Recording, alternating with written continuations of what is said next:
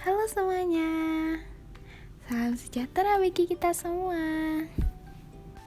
Hai, perkenalkan aku Rahmawati Yunitasari, biasa dipanggil Rahma. Di sini aku akan menyampaikan sedikit materi yang telah aku dapatkan dari perkuliahanku kemarin di mata kuliah pengantar manajemen. Dan yang akan aku sampaikan adalah materi menu fungsi-fungsi menurut para ahli. Sebelum memasuki fungsi-fungsi, sebelumnya apa sih pengertian manajemen itu? Pengertian menurut George R. Terry dalam bukunya The Principle of Management, manajemen adalah usaha yang dilakukan untuk mencapai tujuan yang sudah ditetapkan lebih dahulu dengan menggunakan kegiatan orang lain. Menurut Profesor E. Langley menjabarkan manajemen sebagai suatu ilmu dan seni dalam merencanakan, mengorganisasikan, mengarahkan, dan mengoordinasikan, serta mengawasi tenaga manusia dengan bantuan alat-alat dalam rangka mencapai tujuan yang sudah ditentukan. Dan secara umum, manajemen merupakan seni yang mengatur orang-orang untuk menyelesaikan pekerjaan untuk mencapai tujuan organisasi secara efektif dan efisien. Yang dimaksud efektif adalah tujuan tersebut dapat tercapai sesuai dengan perencanaan yang sudah diatur perusahaan atau organisasi. Sedangkan efisien adalah tugas yang ada dilaksanakan secara benar, terorganisasi, dan sesuai dengan jadwal. Selanjutnya kita masuk ke fungsi-fungsi manajemen. Fungsi-fungsi manajemen ada 4. Yang pertama, perencanaan. Perencanaan atau planning adalah membantu menyusun rencana atau strategi untuk mencapai tujuan dari suatu organisasi. Yang dimaksud di sini adalah perencanaan menjadi fungsi utama dan paling penting dalam pelaksanaan kegiatan manajemen. Karena tanpa adanya atau melakukan perencanaan yang matang, maka fungsi lain dari manajemen tidak akan bisa berjalan. Oleh sebab itu, saat melakukan apapun, tahap perencanaan menjadi tahap awal yang kemudian menjadi tahap yang krusial. Semakin baik perencanaan, maka semakin baik juga hasilnya. Perencanaan ini berlaku untuk berbagai hal kegiatan atau aktivitas dan lain sebagainya. Selain dapat menyusun rencana kerja, perencanaan dapat digunakan untuk meneliti masalah apa saja yang mungkin dapat terjadi, sehingga sudah menyusun skenario untuk mengatasinya. Dan fungsi yang kedua ada pengorganisasian atau organizing, yaitu fungsi manajemen dalam hal pembagian tugas, baik itu kegiatan besar maupun kegiatan kecil, dan disesuaikan dengan keahlian masing-masing. Maksudnya adalah setiap kali ada proses pembagian tugas, maka tugas yang diberikan kepada setiap anggota tim di organisasi disesuaikan dengan keahlian mereka. Contoh, seorang yang ahli berkomunikasi via telepon akan diberi tugas menerima telepon dari pihak luar. Jika ahli menyusun laporan keuangan, maka akan diberi tugas membuat laporan keuangan dan lain sebagainya. Dalam hal ini, manajemen kemudian berfungsi untuk mampu mengidentifikasi kemampuan dan keahlian setiap orang atau tim pembagian tugas yang tepat merupakan fungsi manajemen dengan tujuan menghindari pelaksanaan tugas tertentu saja, sehingga ketika ada masalah, maka manajemen dapat mencegahnya. Dan yang ketiga ada pengarahan atau directing, yaitu sebagai tindakan yang bertujuan untuk mengarahkan semua kegiatan dan juga cara berpikir dari anggota organisasi untuk bisa mencapai tujuan organisasi tersebut. Maksudnya yaitu memberikan arahan terhadap tugas dan tanggung jawab juga termasuk di dalam kegiatan manajemen. Pengarahan yang baik nantinya akan membantu meningkatkan efektivitas dan efisien kinerja para anggota, sehingga tujuan atau cita-cita organisasi akan lebih mudah dan cepat tercapai. Dan yang keempat adalah pengendalian atau controlling. Maksudnya, manajemen bisa menjadi media atau pembuka jalan untuk mengendalikan pelaksanaan tugas dari anggota suatu organisasi atau karyawan perusahaan.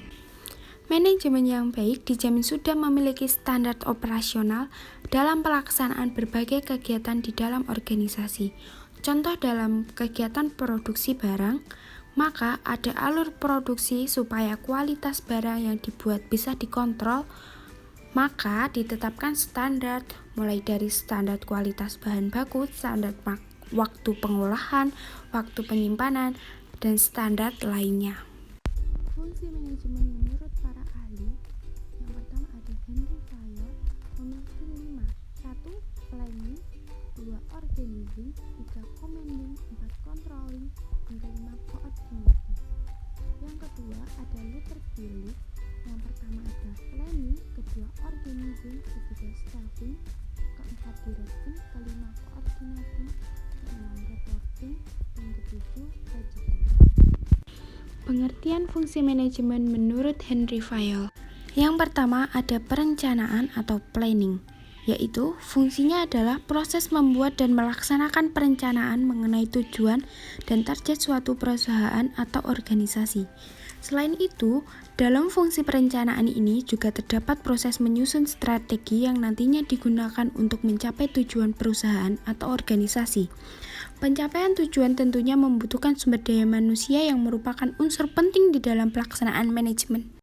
Dan yang kedua ada pengorganisasian atau organizing. Fungsi kedua menurut Fayol adalah organizing atau pengorganisasian, yaitu mensinkronkan sumber daya manusia, sumber daya alam, sumber daya fisik, dan juga sumber daya modal untuk mencapai tujuan atau target dari suatu perusahaan.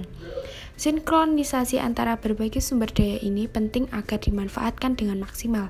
Setiap karyawan di suatu perusahaan kemudian bisa paham apa saja pekerjaan yang harus dilakukan, sebab sudah diorganisir oleh pimpinan atau manajer yang memang ahli dalam hal manajemen.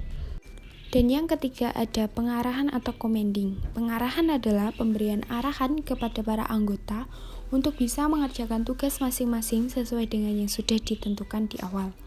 Jadi, suatu perusahaan atau organisasi bisa mencapai tujuan dengan adanya kerjasama dari setiap anggota atau karyawan di dalamnya. Supaya karyawan memberi kontribusi terhadap pencapaian tersebut, maka perlu diarahkan dalam melakukan suatu pekerjaan tertentu. Selanjutnya ada pengkoordinasian atau coordinating, adalah menghubungkan dan menyelaraskan semua pekerjaan agar bisa saling bersinergi supaya tidak terjadi kekacauan, bentrok, maupun kegiatan. Koordinasi menjadi penting untuk mampu menghindari masalah dalam pelaksanaan semua tugas dari masing-masing karyawan. Tanpa koordinasi yang baik, maka karyawan bisa dalam kondisi bingung ingin mengerjakan apa dan resiko kekosongan kegiatan dan juga bisa sebaliknya. Selanjutnya, fungsi-fungsi manajemen menurut Luther Phillips.